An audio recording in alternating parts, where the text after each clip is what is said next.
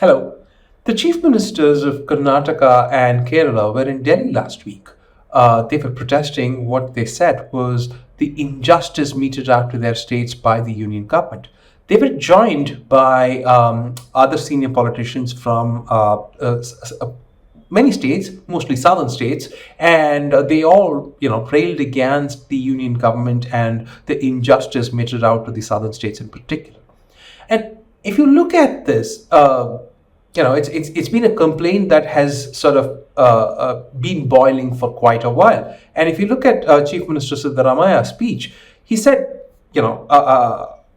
his state, that is the state of Karnataka, gets about 12 to 13 rupees for every 100 rupees that it sends to Delhi. And whereas Uttar Pradesh gets about upwards of 200 rupees, somewhere between close to 300 rupees, in fact, for every 100 rupees that it sends to Delhi. And this was the crux of his argument. He said, is this fair? Why is it that we are forced to sort of get such low amounts of devolution back, and B, we don't even get that in time, and increasingly what is happening is that even that is sort of not predictable, and therefore governance becomes a real issue, right? Like, these were the broad contours of his protest, all of which seem fair. But I think what we sort of ought to look at here is that if you look at a regression plot between the sort of GSDP of each state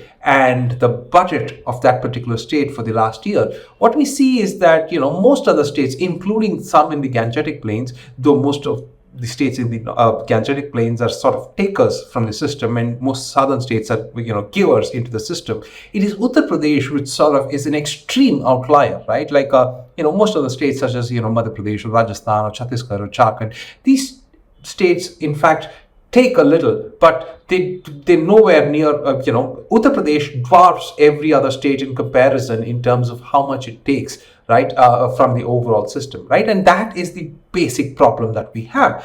Now, park that aside, I think an even more important problem that none of the politicians, and particularly neither of the two chief ministers, mentioned was that a bigger problem is that in the budget that Nirmala Sitharaman presented, for example, the overall budget for what are bucketed as central flagship programs. There are three categories of central flagship programs, if you can sort of believe it. There's what's called the core and core of core and major schemes, right? Like, these are Orwellian names, but yeah, those are the three categories of central flagship programs, and together they account for more than 2.5 times the total money that Delhi devolves to all states put together, right? In other words, the union government has usurped and taken over so much of state functions, because if you were to look at what these schemes are, at the end of the day, more than 80% of them are essentially on what are state subjects or what ought to be state subjects, right? So the union government is spending on what are state subjects or what ought to be state subjects at the behest of state governments from its own pocket, instead of sending that money back to the states.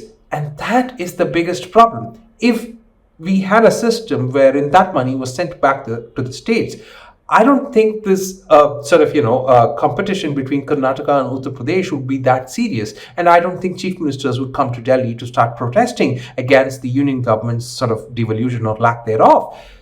The biggest culprit in all of this is that the union government usurps so much of power and uses the power of its purse in order to usurp that power, and sort of, does political grandstanding, which then seems as if state governments are squeezed and almost pitted against each other. And this is a problem that we need to solve. And there is no political incentive, however, for politicians in Delhi to give up that power of the purse and stop usurping, power, because, well, human beings, once you elect them to a chair, accrue more and more power to that chair. And so this is sort of an intractable problem of our electoral democracy. Until we have political reforms which sort of curb the ability of incumbents in New Delhi to usurp what are state subjects and powers thereof, we're going to have this problem.